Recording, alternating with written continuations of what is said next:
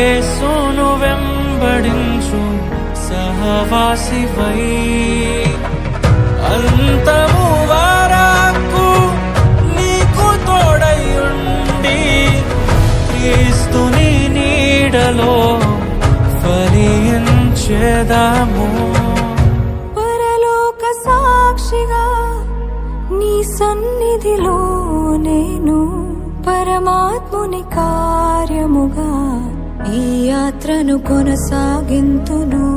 పరలోక సాక్షిగా నీ సన్నిధిలో నేను పరమాత్ముని కార్యముగా ఈ యాత్రను కొనసాగింతును.